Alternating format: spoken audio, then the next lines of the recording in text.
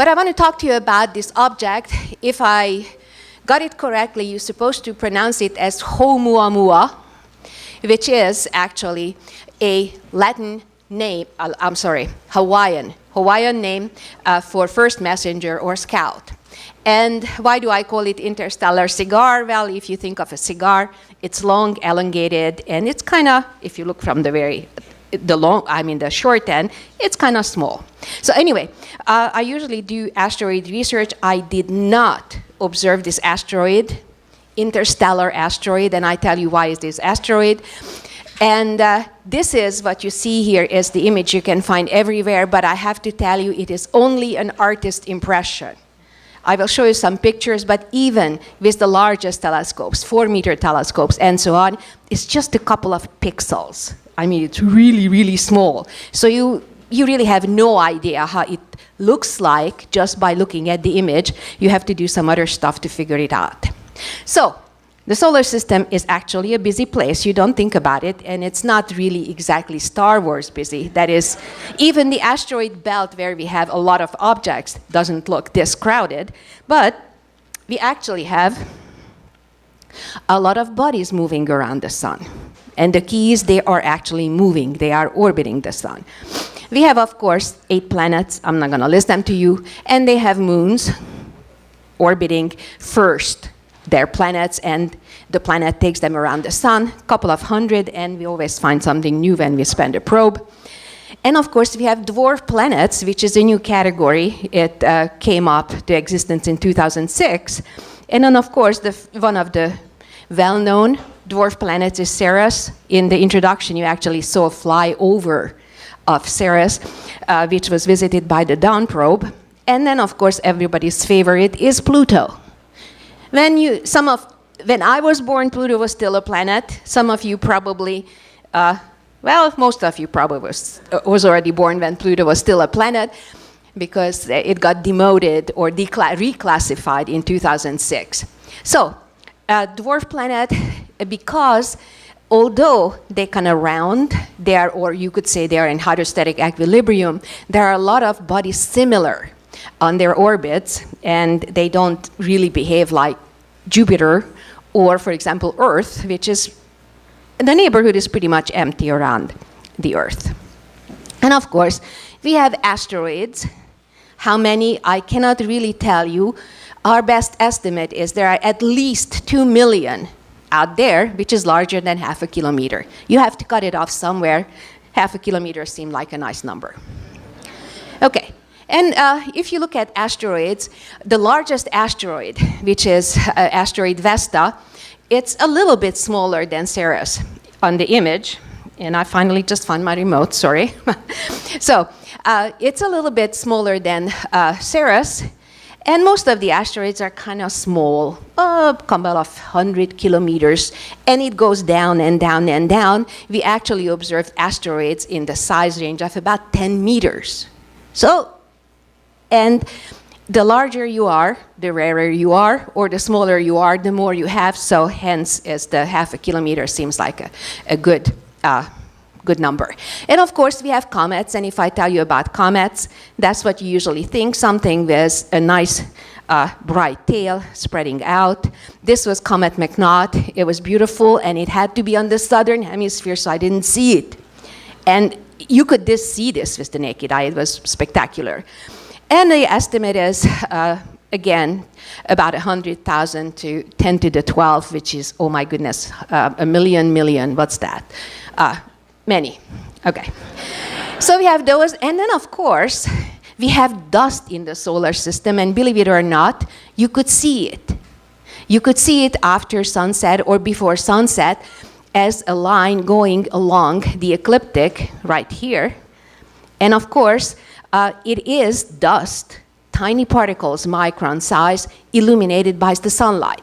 And if you think about it, it's ironic that what you can see beside the 5 naked eye planet, with your naked eye you can only see the really small ones like the planets and the comet shed by the dust, the dust shed by the comets. And of course, there are these little bodies, they eventually can come and collide with Earth. And usually you can just go out and enjoy it as a meteor shower. meteor showers usually associated with comets. And if you are out there, you see that from one part of the sky, these little streaks are coming off, and they just last like a couple of seconds or not even that long. These are the meteors. And what you see here is it's a long exposure, so the stars are actually trailed because, as you know, stars are rising and then setting on the west. And occasionally you can get a big one, which created the Barringer crater in Arizona. It is quite impressive if you think about it. It's a mile-wide bowl. It's about, I think, about 100 meters, like 300 feet deep, and the sides of it are just practically vertical. And you know that, now we know that the origin of this crater is that something hit the Earth and removed that much matter from the ground and did other things. Okay, and of course, what other things could do? Not so much time ago, in 2013, we had a fireball exploding over Chelyabinsk. And if you think about it, some of you might have heard about the Tunguska meteorite, which also exploded over Russia, so maybe these guys have something against Russia, I don't know. But it was really spectacular and created a lot of damage. Although, we are pretty sure it didn't kill anybody. Maybe somebody got a heart attack. You can argue whether it killed it or not. Probably already had problem with the hearts. But the point is that it exploded in the air, created this amazing trail, and because it was an explosion, the shock wave, as it arrived to the Earth, it just blew out the glasses, and most of the injuries were due to the fact that people are, it happened in the morning, it should be dark, and suddenly there is light, people going, okay, what's happening out there? And then comes a shock wave, the glass breaks, and people are injured. So, obviously, it wasn't as serious as what it could have been if an object, which is the size which created the Arizona crater, comes in. It could have done more damage, but the point is, it's worth looking for these things. Because if it's really big, if you get a dinosaur killer, I said, just buy all the champagne and just dull your pain and that's it.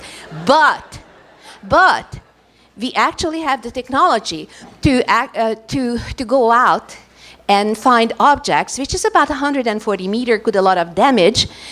Worst come worst, we can evacuate an area. In other cases, we can actually, if you know it ahead of time, we can actually spend a spacecraft and do something. Not Armageddon type, but maybe we can tow it. Maybe we can actually explode a nuclear device next to it so that radiation will push it away. And if you do it far enough, you don't have to work too hard at it. Okay, you have to get the spacecraft up there, but we do have the technology. Just a little bit of an illustration that if you get, and that's the new NASA, not mandate, Congress says they have to find everything. I'm sorry, about 90% of objects in the solar system, which is about this size, and you can imagine there are quite a few of them. If that will hit the Earth, it would create a crater about 2 kilometers in size, assuming that it hits land, because in the water you're going to get a tsunami. It will certainly generate heat and set fires, but it also creates a wind, a very strong wind at 5 kilometers. You get 800 miles per hour winds. And just to put it into perspective, at 15 kilometers, it's 150, which would be categorized as a Category 5 hurricane. So you can imagine the damage it does just beside actually creating the crater. It also creates sonic boom. This is about the limit, 100 decibel, when you're actually starting to get hurting. It doesn't cause permanent damage, but it's unpleasant to hear something at 100 decibel. And there are many surveys. The most important one these days is Pan-STARRS, which is in Hawaii, on the top of Mauna Kea. And there is another one a little bit more north, the Catalina Sky Survey near Tucson, Arizona. These guys are out there 3 weeks every month, and they are taking pictures of the sky to try to find anything which moves, because it's worth looking. A couple of 100,000 years ago, there weren't many humans on the planet. Now, you can actually do a lot of damage, even if you don't hit in in the ground, but you are hitting the ocean and create a tsunami. So, last year in October, Pan-STARRS in Hawaii is spotted an object. Basically, what they are doing is they just have a long exposure, 180 seconds, 3 minutes, and then they're looking for everything which creates a trail, and not just on one image, but consecutive images, so they can detect the motion. And then when they detect this motion, and they says, I cannot match it with anything you guys have in your catalog at the Minor Planet Center, it gets put on the NEO page, and researchers like me go out and try to get some more observation to actually figure out, is this a comet? Is it an asteroid, long period asteroid, or what? What you have here is actually after they figured out the motion, they actually took some images. They were actually tracking not the stars, but they were tracking the asteroids. And what you see there, the stars are actually smeared out. But because you are tracking the asteroid, it looks like a little point source. And that's an important thing, that even though it's just a point, if it's an asteroid, it is so small that you don't see any of the shapes. It's like, what, 4 pixels. If you have a comet, because the comet is releasing gases and releasing dust, it's unfortunately down here, but if you look close, this sort of spot doesn't look like the rest. It has some sort of a fuzzy things around it, and that's where the head or the head of the comet is actually developing. And a lot of people observed this while it was visible, and they did not see any sign of cometary activity. So, as I said, after it was discovered, new observations came out. Oops, sorry. New observations came out, and it turned out this is the first kind of object we have ever seen. It got its own designation. It says it should be 1I.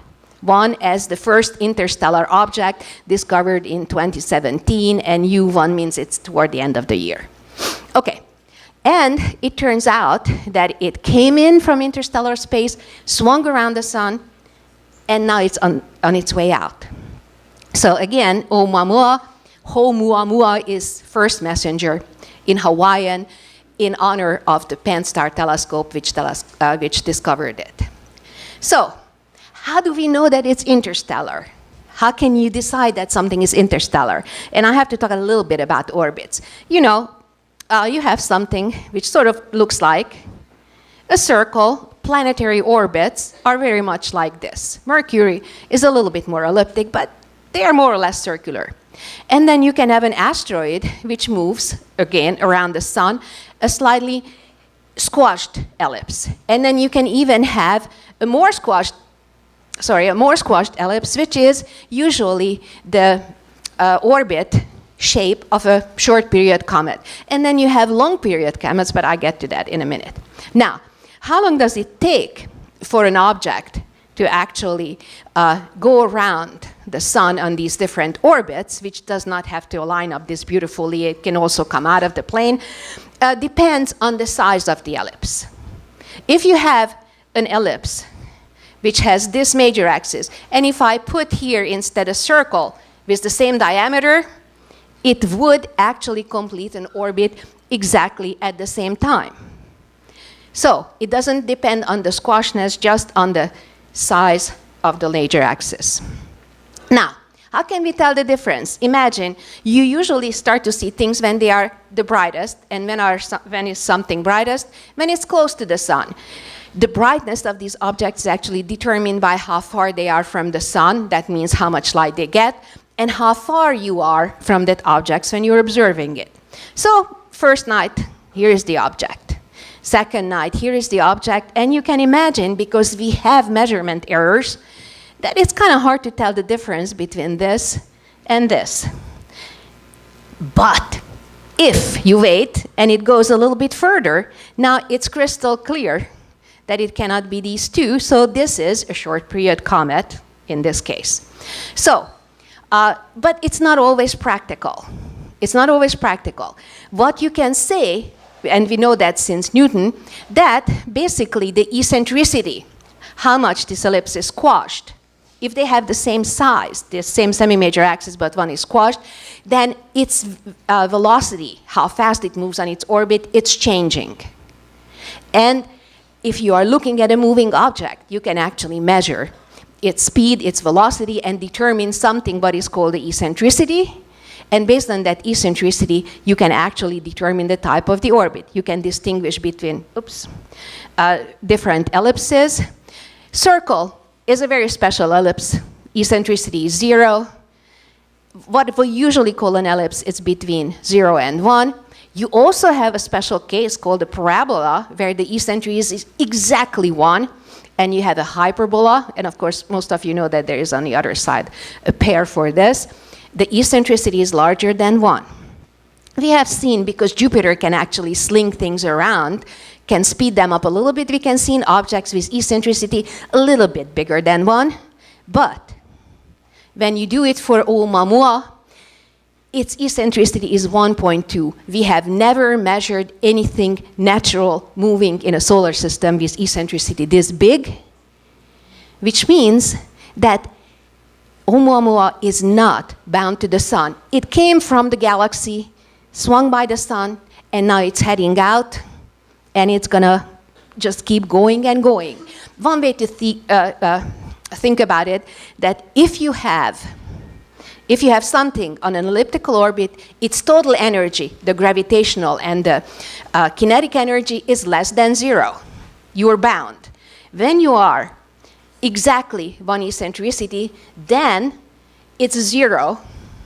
If you add the kinetic energy and the potential energy, or you can think about it, when it goes to infinity, its velocity will be 0. And if you are in a hyperbola, you have energy left over. You actually have a positive energy, and even if you are infinity away from the sun, you have some speed left. And that's Oumuamua. And how do we know? How do we know that this was not something which met one of the planets and kind of got sped up this high? First, the numbers don't check, because we know where Jupiter is and we know what was its speed. But this animation will actually show the path of Oumuamua through our solar system. So here is our artist's impression. It's hurling through interstellar space toward our sun.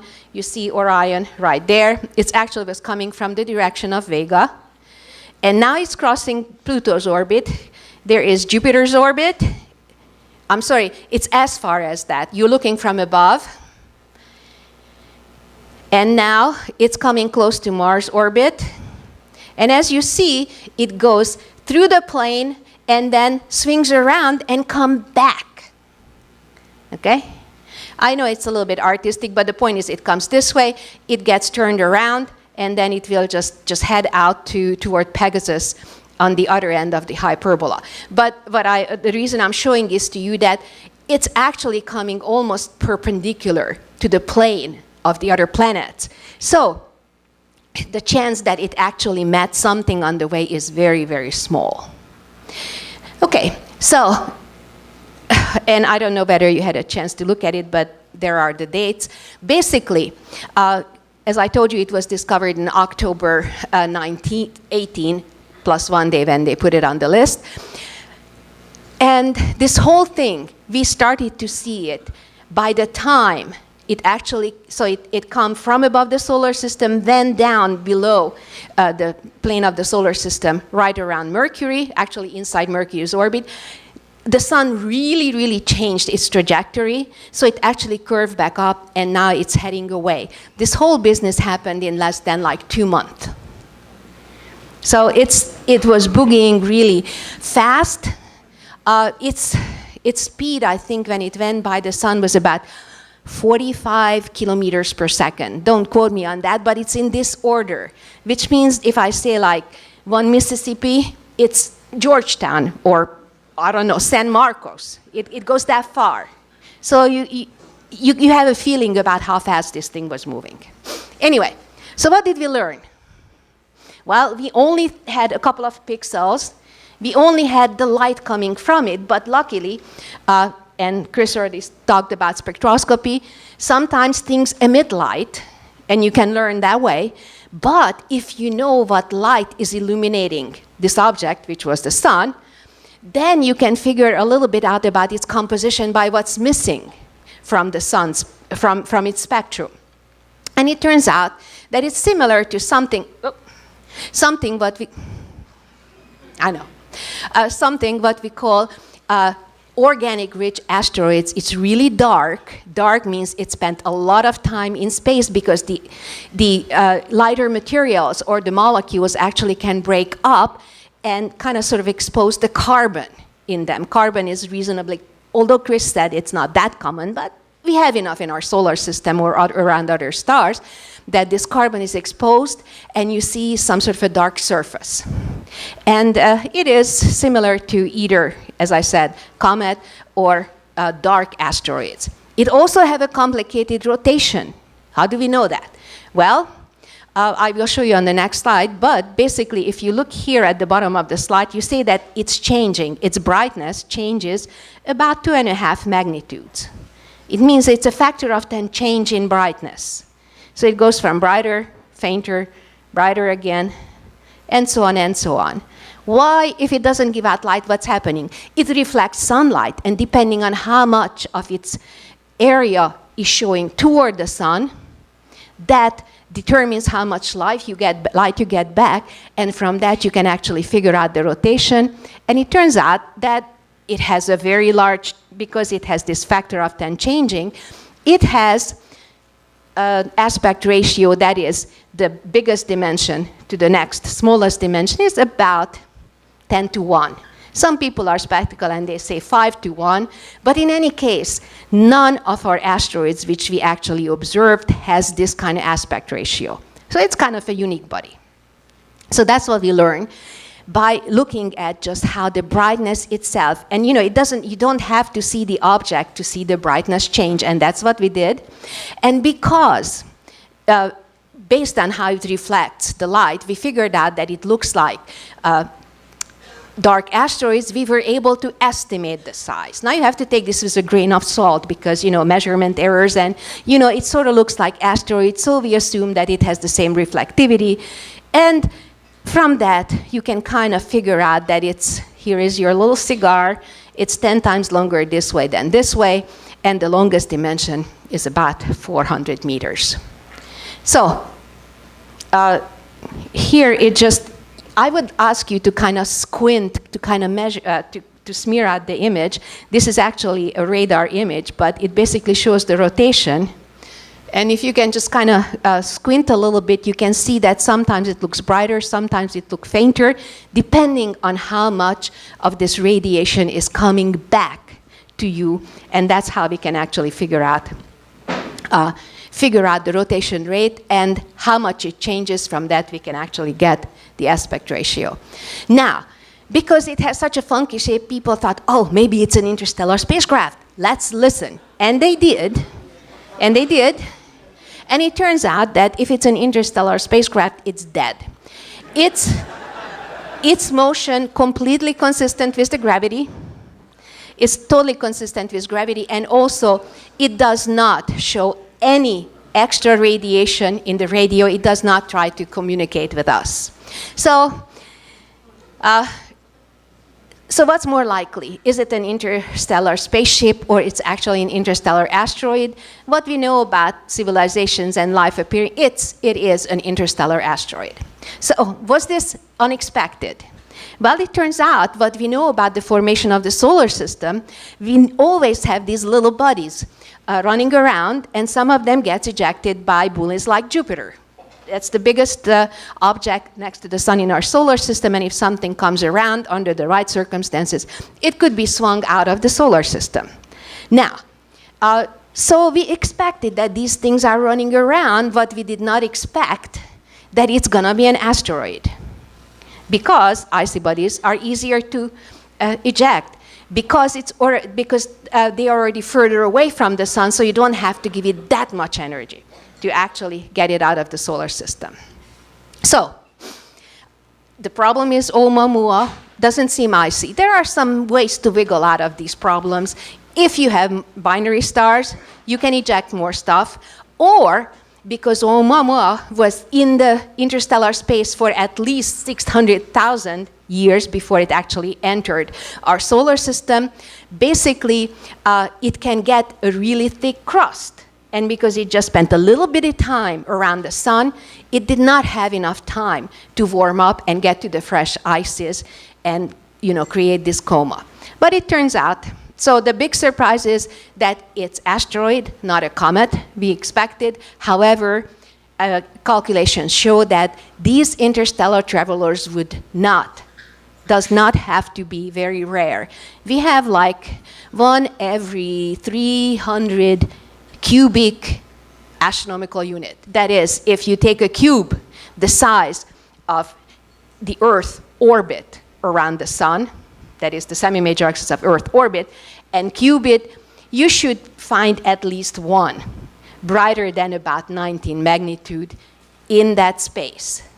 It doesn't sound like much, but the galaxy's been around a long time, solar system will be around a long time, so we will have these visitors, and we probably did have these visitors, but because we did not have the technology, Oumuamua is the first one, which is without a doubt an interstellar visitor, but I'm pretty sure it will not be the last.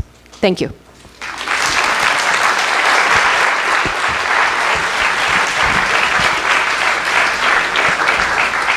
Thank you, Moon Dancer. We have some time for some questions.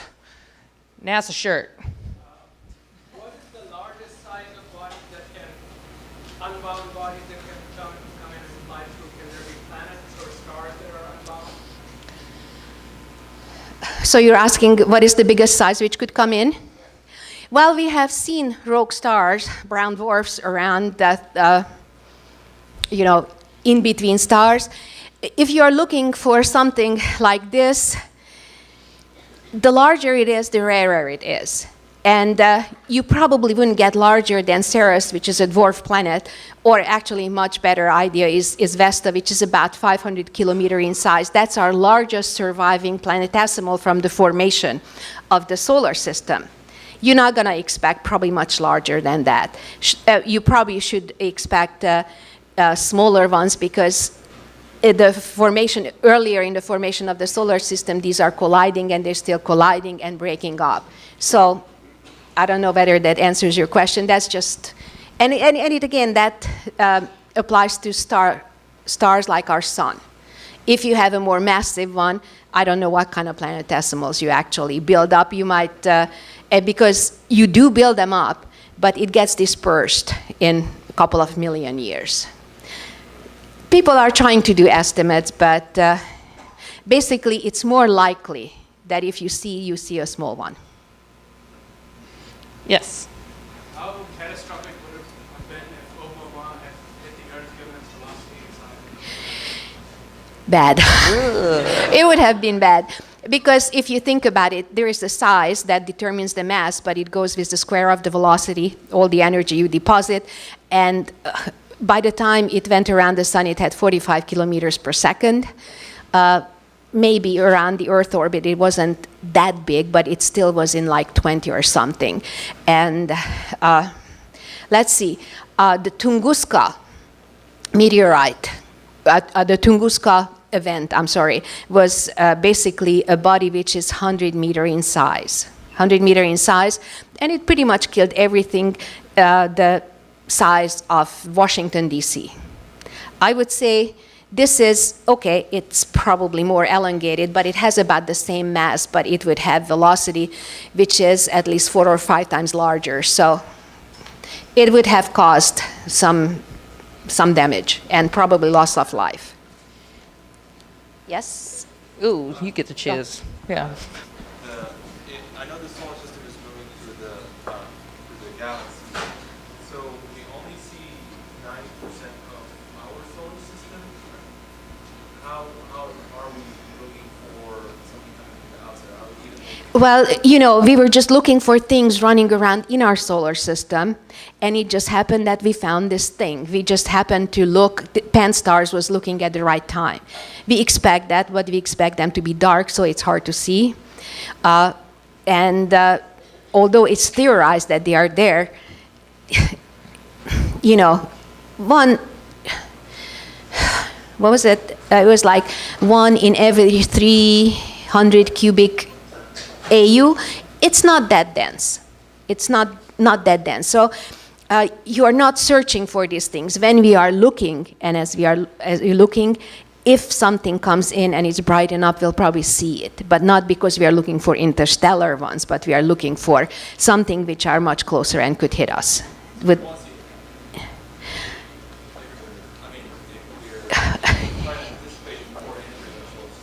No, we don't. Mind you, is that it was around, the distance from the sun was around the size of the Earth orbit when we actually discovered it, and that was pretty much the closest when it was pretty much was the brightest, and that was something what you call 19 magnitude, actually 19.7, which is like 10 million times fainter than what you can see with the naked eye at the Earth orbit. And if it goes further out, it's going to be even more, even fainter. So just the technology is not there to see it. Maybe from space-based we can push it a little bit, but no, you're not going to see it from coming out. It has to be in the solar system for you to see it.